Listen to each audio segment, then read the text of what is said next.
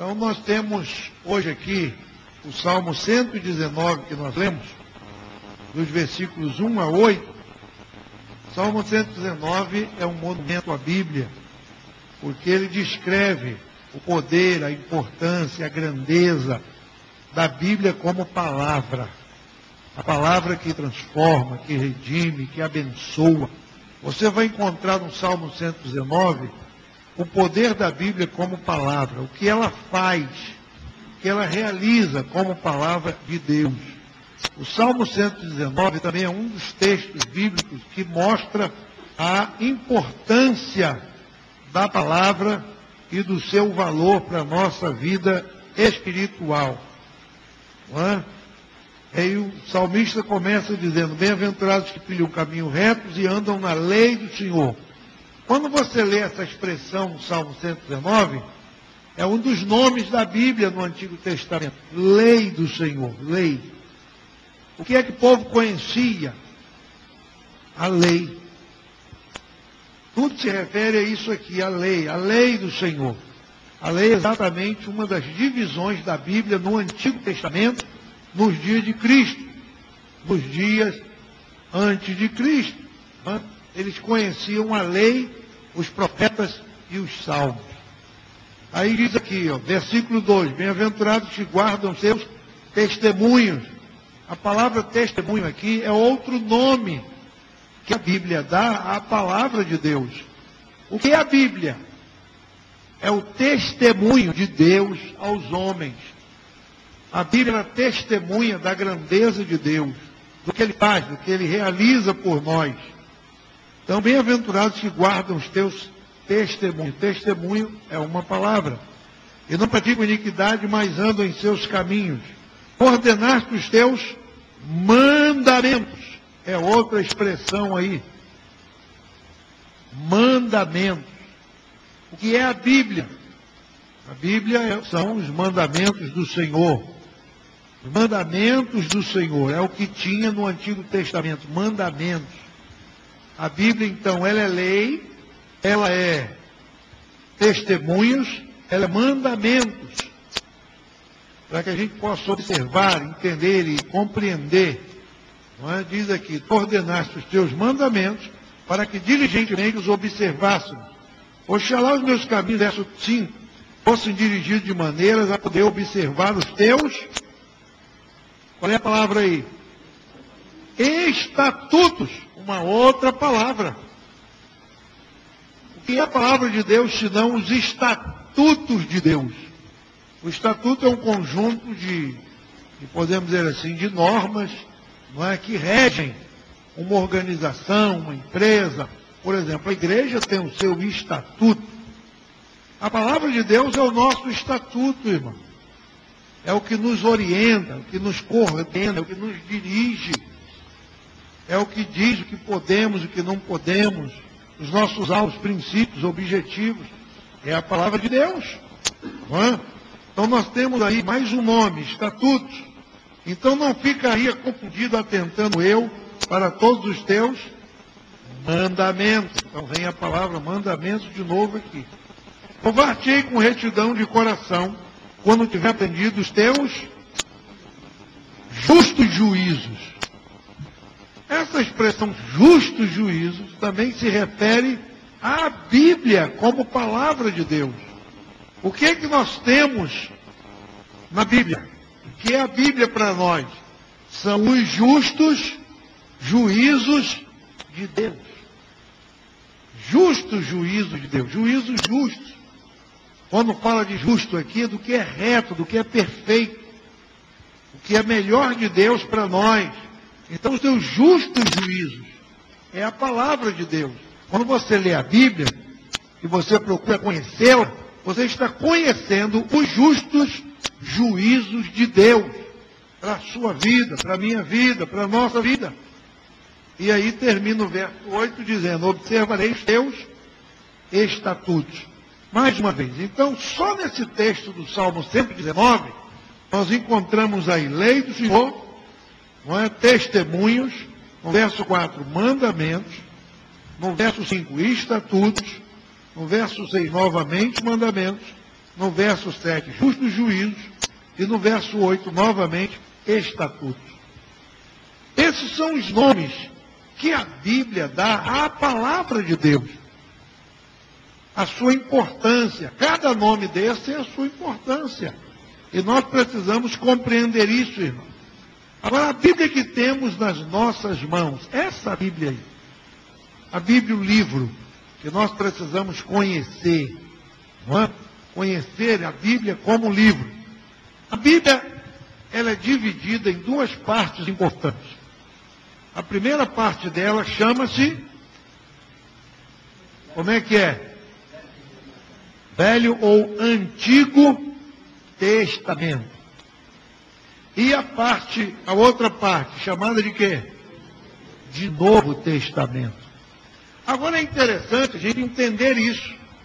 Por que chama Velho Testamento e Novo Testamento? Hein? Por que isso? Não é? Aí o nosso irmão Joaquim está dizendo, é lei e graça. Tudo bem. Não é? Por quê? Porque todos dois são testamentos. Antigo Testamento e Novo Testamento. Todos dois são testamentos. Não é? Só que a primeira parte das Escrituras refere-se a quê? Ao mandamento antigo que Moisés fez com o povo no Sinai. Quando Deus levou o seu povo até aquela parte ali da Palestina, no Sinai, não é? Levou-os ali. E ali eles receberam a lei de Deus, receberam a palavra de Deus ali, os mandamentos, os estatutos, as ordenanças, os justos juízos, tudo isso que nós vimos aqui, os testemunhos, tudo isso foi dado ao povo de Israel.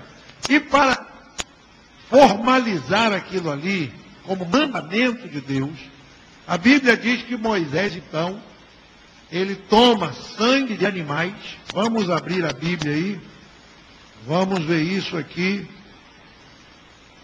em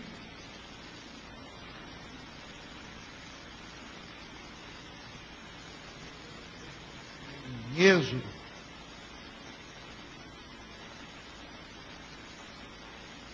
Quando é feito ali, não é? Cadê?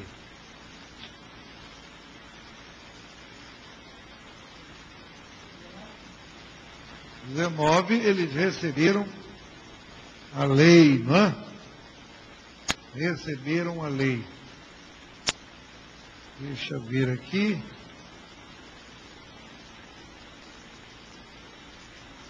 Meu Deus.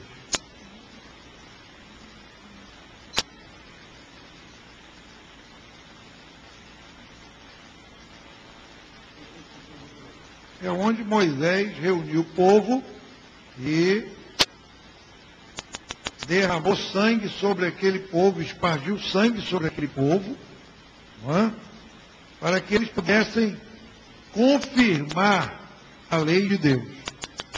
A lei ela foi dada em Êxodo 20, os 10 mandamentos.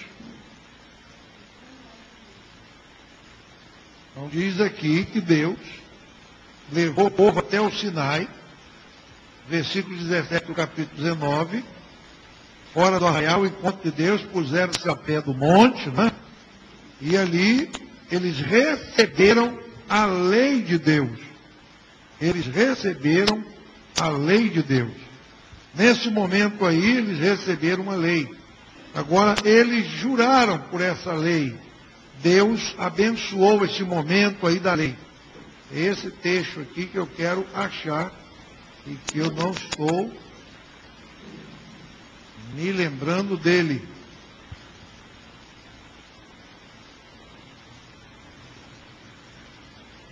Cadê, meu Deus?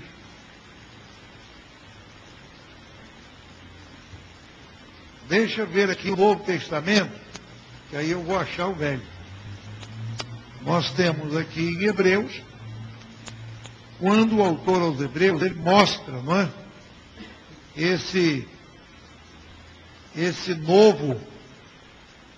Essa nova aliança Porque a Bíblia diz aqui que todas as coisas do Antigo Testamento eram purificadas com sangue. Então nós vimos aí a palavra de Deus trazendo esse caminho para o povo. Então nós temos aí, hein? Leia aí para mim, por favor.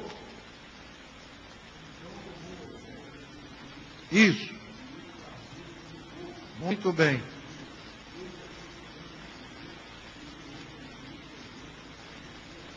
Muito bem. É 24 de Êxodo. Muito bem. Vamos ver aí. Vamos ler aí. 24:8. Muito bem. Versículos 24, versículo 6 em diante. 6 em diante. Vamos ler o 8, vamos ler o 6. E Moisés tomou a metade do sangue e a pôs em bacias. E a outra metade do sangue espargiu sobre o altar. E tomou o livro do concerto e o leu aos ouvidos do povo, e eles disseram: tudo que o Senhor tem falado, faremos e obedeceremos. Então tomou Moisés aquele sangue e o espargiu sobre o povo e disse: eis aqui o sangue do concerto. Alguma Bíblia tem essa palavra diferente? Da aliança. É isso que eu quero ouvir. Da aliança, o sangue da aliança. Não é? Concerto, aliança. Que o Senhor tem feito convosco sobre todas essas palavras. Palavras. Eis aqui o sangue do concerto que o Senhor tem feito. Então, irmãos, aquele povo ali, aquele momento ali, o Antigo Testamento, foi selado, nesta hora aqui, com uma aliança de quê? De sangue. Agora, repare uma coisa. A Bíblia diz que ele toma sangue de quê? De animais. Não é? Tomou aqui, versículo 5. Enviou certo mancebo dos filhos de Israel, os quais ofereceram holocausto, sacrificaram ao Senhor sacrifício pacífico de bezerros. Sangue de animais. Então, este momento aqui, Deus estava selando com o povo uma aliança do Antigo Testamento. O Antigo Testamento. Agora vamos ler aqui Mateus. Podemos ler Mateus 26.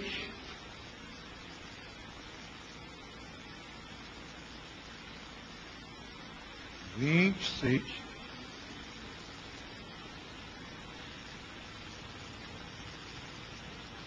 eu ver.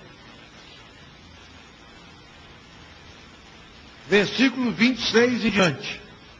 Mateus 26 em diante. O que nós temos aí agora?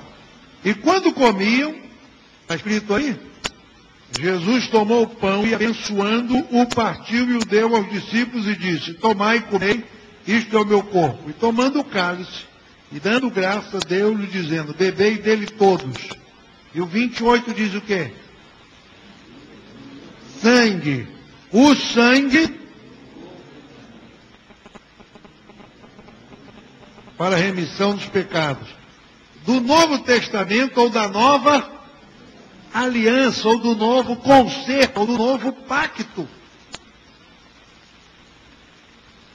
No Antigo Testamento, como lemos aí em Êxodo 24, a partir do versículo 6, Deus fez um pacto baseado em sangue de animais. No Novo Testamento, aí que está.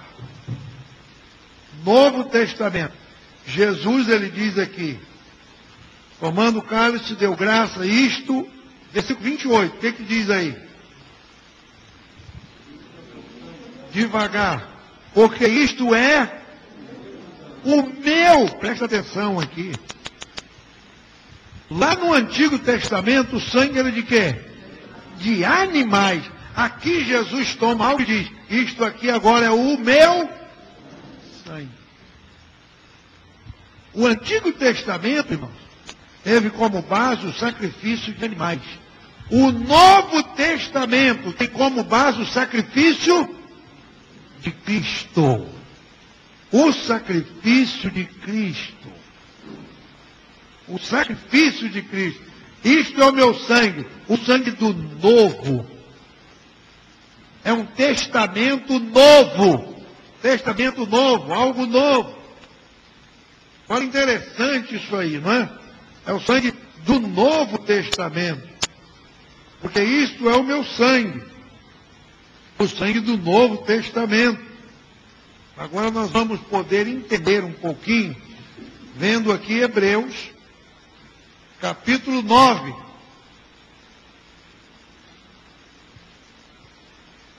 Capítulo 9.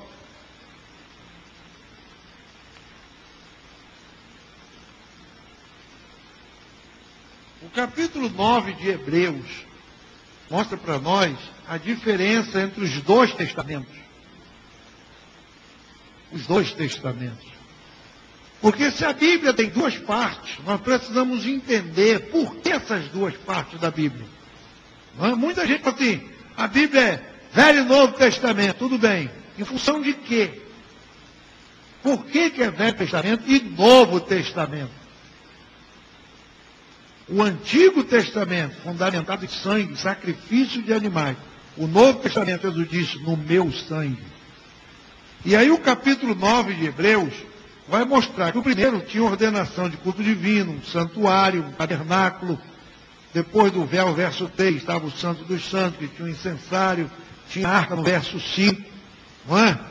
No verso 6, essas coisas estavam preparadas, os sacerdotes cumpriam o serviço. No segunda parte, só o sumo sacerdote, que era o Santo dos Santos. Não é? Aí o verso 8 diz, dando nisto a entender o Espírito Santo, que ainda o caminho do santuário não estava descoberto, enquanto se conservava em pé o primeiro tabernáculo. O Antigo Testamento, irmãos, ele caminhou. Até quando? Até João. E nós vamos ver isso aí, não é? Ele se manteve até João, porque a própria Bíblia diz, os profetas, a lei, aliás, até João, terminou até ali. A lei e os profetas vieram até João, terminou ali. Aí o versículo diz assim, a graça e a verdade veio por Jesus Cristo. O Antigo Testamento terminou praticamente em João.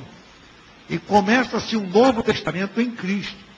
Então a Bíblia está mostrando aqui no capítulo 9 e 8 de Hebreus, que enquanto o Antigo Testamento estivesse valendo, não poderia surgir o segundo. Aí o verso 9 diz que é uma alegoria para o tempo presente, consistindo em manjares e tal. Verso 11, mas vindo Cristo, o sumo sacerdote dos bens futuros, por um maior, mais perfeito tabernáculo. Aí verso 12 diz aí o quê? Nem por sangue de bodes e bezerros, mas por seu próprio sangue. Olha a diferença do Antigo para o Novo Testamento. O seu próprio sangue. Então, antigamente, as coisas apontavam para Cristo. Os sacrifícios apontavam o sacrifício de Cristo. O sangue dos animais apontava para o sangue de Cristo. Tinha todo um ritual de sacerdócio, de tabernáculo, que ninguém podia entrar no Santo dos Santos. Enfim, todo um cerimonialismo, um ritualismo. Isso era o Antigo Testamento. Agora vem Cristo. Eu estou explicando apenas o Antigo e Novo. Depois nós vamos conhecer mais do Antigo. Esse estudo aqui não tem tempo para acabar.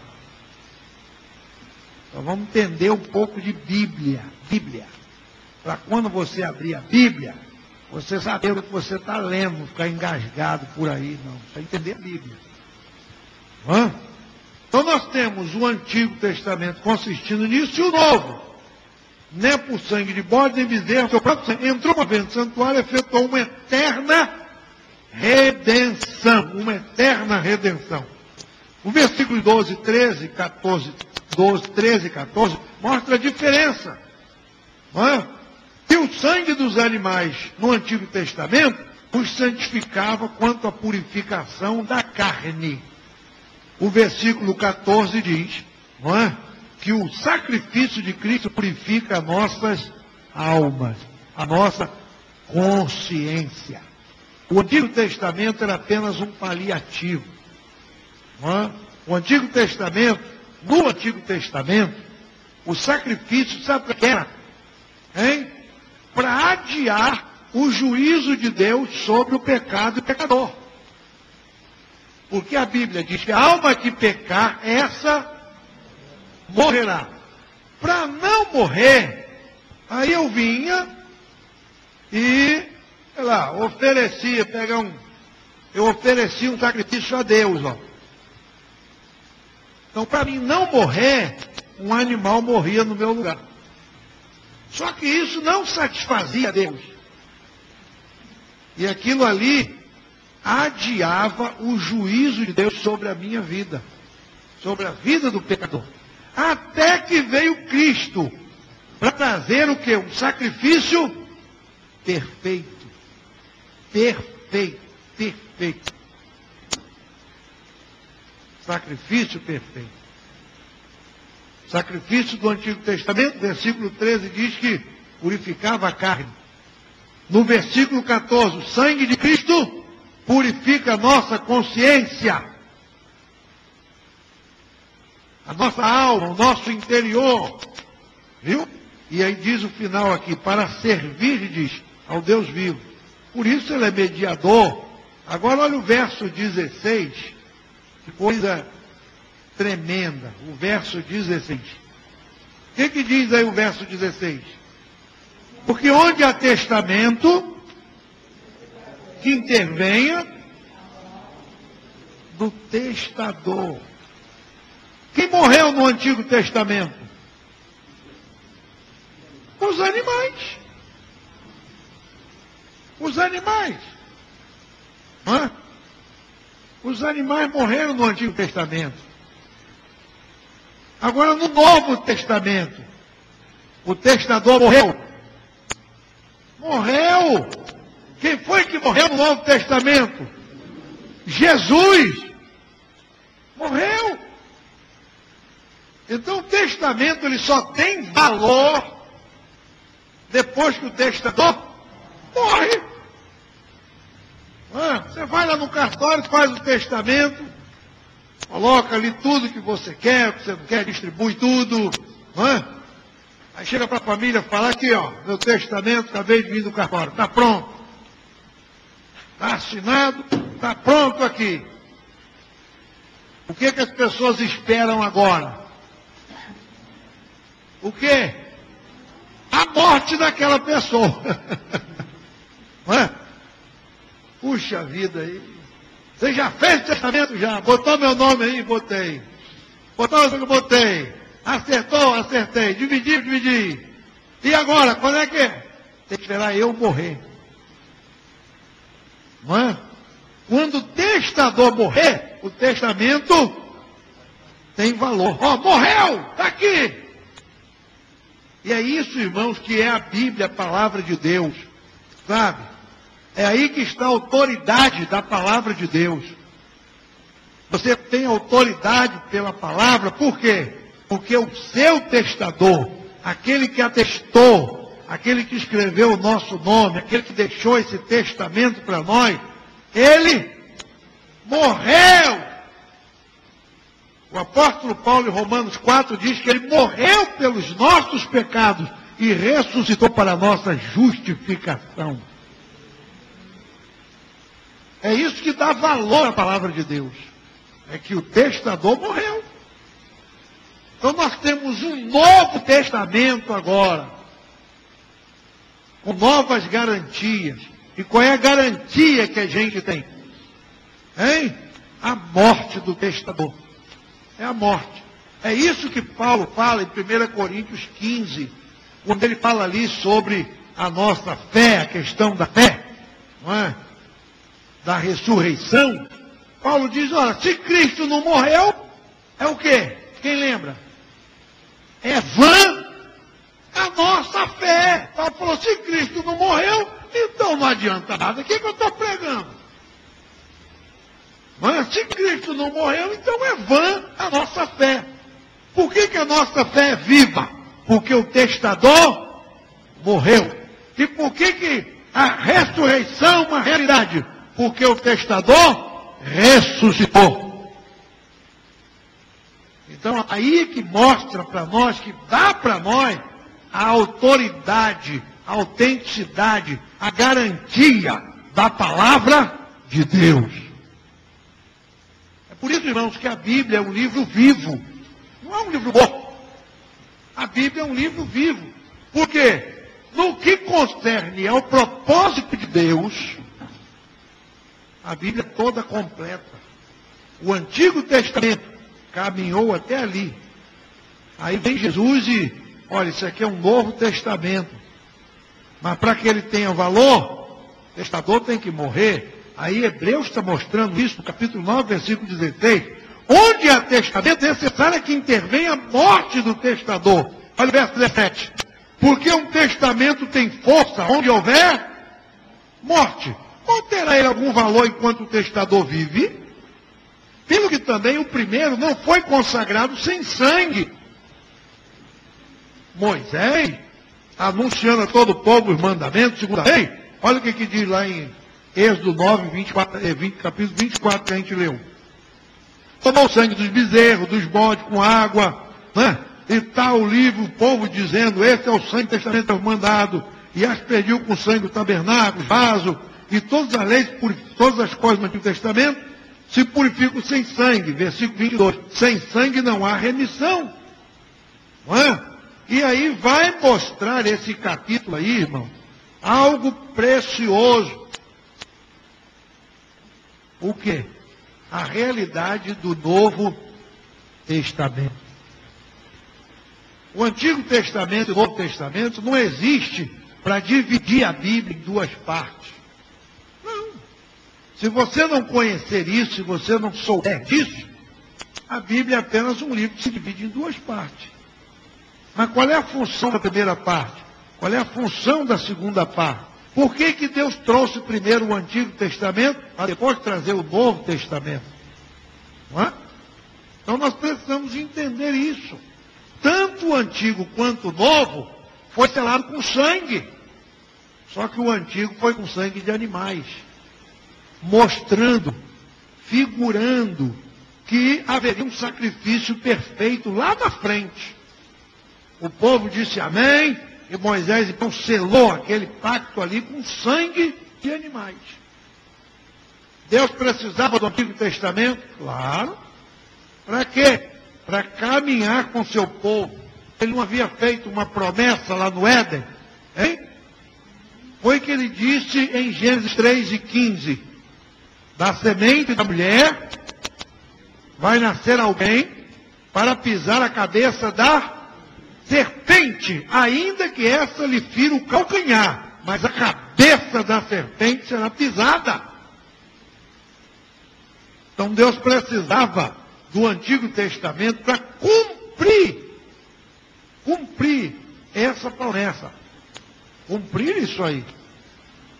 Só que ele não podia antecipar as coisas. Então o Antigo Testamento caminhou. Até que veio Jesus. Até que veio Jesus. Trazendo o quê? A graça e a verdade. E aí ele declara, esse agora é o Novo Testamento, é uma nova aliança no meu sangue. O Antigo Testamento tem valor? Sim. Tem um valor histórico, tem um valor profético, tem um valor revelador. Tem muita coisa no Antigo Testamento. Ele é o alicerce do Novo Testamento. E qual é o valor do Novo Testamento? Hein? O sangue de Cristo. Nós hoje, irmão, não estamos mais debaixo da velha aliança. Nós estamos debaixo de uma nova aliança. Nós não vivemos no Antigo Testamento. Nós vivemos no Novo Testamento. Onde Jesus morreu, derramou o seu sangue, selou esse testamento com o seu sangue, deu autenticidade a esse testamento com a sua morte, e para garantir a nossa ressurreição, ele ressuscitou. E lá em 1 Coríntios 15, 20, Paulo diz que ele foi feito as primícias dos que dormem. As primícias. Então a Bíblia é preciosa em todos os seus aspectos. Por que a gente tem Antigo e Novo Testamento? Não é só para dividir a Bíblia em duas partes, não. É porque Deus está estabelecendo em cada uma delas um pacto, uma aliança. O Antigo Testamento, a aliança foi feita com quem? Com o seu povo, o povo de Israel. No Novo Testamento, Deus faz uma aliança com quem? Com a igreja. Com a igreja. Deus, ele tem três, aliás, a humanidade está dividida em três povos. Leia aí 1 Coríntios 10 e 32.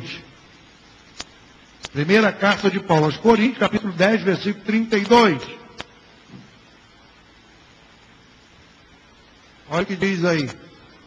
Portai-vos de modo... Todos já acharam? Portai-vos de modo, o quê? Escândalo. Nem aos, e nem a igreja. Três povos aí. Judeus, gentios e igreja. No Antigo Testamento, Deus faz aliança com os judeus, o povo da promessa. No Novo Testamento, Deus faz aliança com a igreja. Com a igreja. Então nós hoje somos o quê? A igreja. Nós somos a igreja. A igreja não é isso aqui não, isso aqui é um templo. Não é? Isso aqui é um templo. A igreja somos nós. A igreja é composta dos salvos, dos lavados e dos redimidos pelo sangue de Cristo. A igreja é composta dos nascidos de novo. Entende? A igreja é composta, como diz o Salmo 101, verso 6, dos fiéis da terra. Dos fiéis da terra. Então, a igreja está debaixo de um novo testamento. Um novo testamento. Um novo. Agora, o antigo é o alicerce, é a base. Hein? Não. O Antigo Testamento não teve herdeiros. Não é? E o povo do Antigo Testamento que deveria, não é? Ser abençoado, que eram os judeus, não foram. Não foram.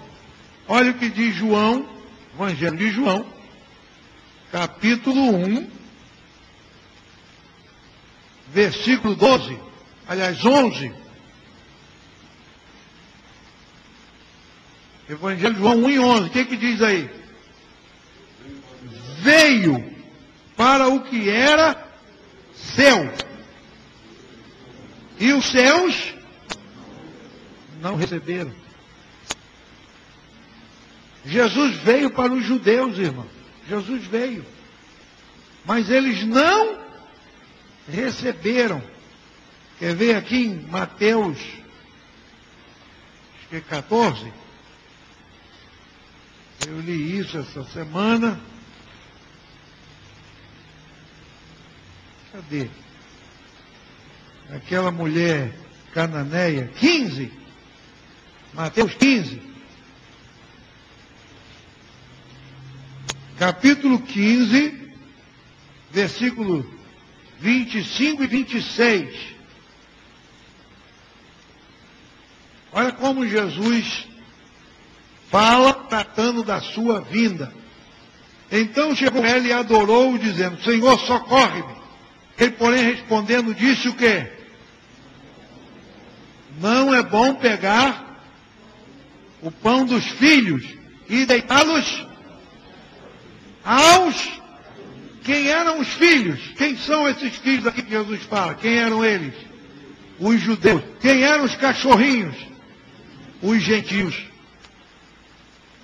Jesus vem para eles. Agora quer ver um pouco? Mateus 23.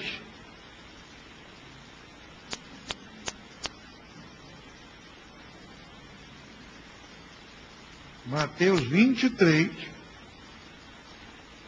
versículo 37 a 39.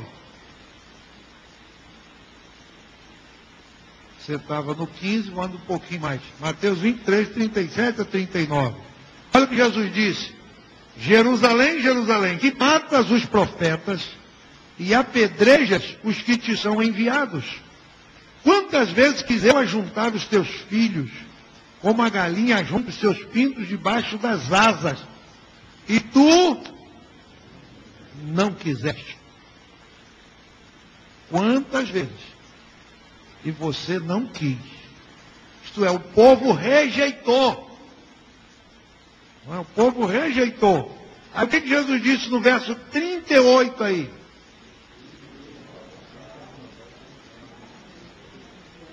A vossa casa vai ficar o quê? Deserta. E Israel, irmãos, estão desertos até hoje. Deserto de quem? De Deus. Deserto de Deus. Ainda que há um movimento crescente em Jerusalém, mas crescente, está crescendo a cada dia, dos judeus para Jesus. Essa semana eu recebi um e-mail do pastor Gabriel Geffren. Ele mora em Jerusalém e ele me mandou um e-mail. Ele sempre participa da conferência. Recebi essa semana o e-mail dele. Ele dizendo que o movimento Judeus para Jesus, não é? Jews para Jesus, ele está crescendo lá em Jerusalém. Ele pediu as orações por esse movimento. Não é? Estão pregando Jesus no meio dele lá. Mas tem que ser judeu pegando para judeu. Se eu for lá, aqui é o pastor Roberto. Quem é ele? Brasileiro. Gentil. Você é gentil. Nós somos gentios. Entende? Agora os judeus pregando para judeus. Mas judeus para Jesus. Então ele falou que o movimento está crescendo. Mas espiritualmente como está Israel? Deserto. Por quê? Porque eles não receberam. Mas quando Pilatos foi apresentar Jesus ali, ele disse, olha, eu vou ficar livre do sangue desse homem, vou lavar minhas mãos. O que foi que eles disseram? Que o sangue dele é sobre nós e sobre os nossos filhos. Eles rejeitaram totalmente, irmão. Eles poderiam ter recebido a bênção do testador. Mas não quiseram. Não quiseram. E aí, a gente pode perceber a grandeza da palavra de Deus. Deus então deixou Israel de lado. A vossa casa vai ficar deserta. Ficou deserta. E lá em Atos 2, quando estava a igreja reunida, 420 pessoas naquele cenáculo, o que foi que selou a inauguração da igreja? O que foi? O Espírito Santo. Selou a inauguração da igreja, o Espírito Santo. E hoje o Espírito Santo caminha com a igreja, enquanto Israel está deserto. Eles ainda estão no Antigo Testamento. A igreja está no Novo Testamento. O que é o Novo Testamento? O Novo Testamento é composto de 4 evangelhos que mostram o quê? A vida, o ministério e a obra de Cristo. Os 4 evangelhos. 3 evangelhos são parecidíssimos. Mateus, Marcos e Lucas. O 4º evangelho é o evangelho de João. Os 3 são chamados de evangelhos sinóticos ou parecidos. Mateus foi escrito para os judeus, Marcos para os romanos, Lucas para os gregos. O evangelho de João foi escrito para quem? Para a igreja. mostrando um Cristo diferente dos demais. Em João, Cristo não tem genealogia. Ele apresenta-se como o Verbo de Deus. Não é? No princípio era o Verbo. E o Verbo era Deus, o Verbo estava com Deus e todas as coisas, enfim, começa por aí. Depois, os evangelhos mostram o quê? A morte de Cristo e a ressurreição de Cristo. Logo em seguida, nele ali nos evangelhos, estabelece a igreja. E aí vem o próximo livro. Qual é o próximo livro do Novo Testamento, depois dos evangelhos? Qual é o próximo? Atos. Os Atos dos Apóstolos. O que são os Atos dos Apóstolos? É a história da igreja. O princípio da igreja, o caminhar da igreja, o avanço da igreja, o progresso da igreja. Sempre debaixo do Espírito Santo, da unção do Espírito Santo, da manifestação do Espírito Santo. Depois do livro de Atos, qual é o próximo livro? Romanos. E aí você vai ver na sua Bíblia que de Romanos até Judas, de Romanos até Judas, o que nós temos? De Romanos até Judas, as cartas, as epístolas, não é? E aí nós temos 5 epístolas gerais ou universais, que é as 3 de João, as 2 de Pedro, não é? Nós temos aí 3 cartas de João, 2 de Pedro, nós temos Tiago, nós temos Hebreus, são cartas gerais, cartas gerais. As demais cartas, elas são de origem de quem?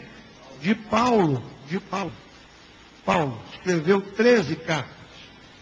Então, irmãos amados, nós vimos aí o caminhar, não é, da igreja. E qual é a importância das cartas? Para que servem as cartas? As cartas orientam a quem? A igreja. Como a igreja deve proceder, como a igreja deve viver, como a igreja deve esperar, como a igreja deve servir, como a igreja deve santificar, como a igreja deve lutar, como a igreja deve, enfim, se preparar. As cartas são para isso. Então, no Novo Testamento, você tem as cartas. Para quê? Para você conhecer o seu caminhar. O que eu faço?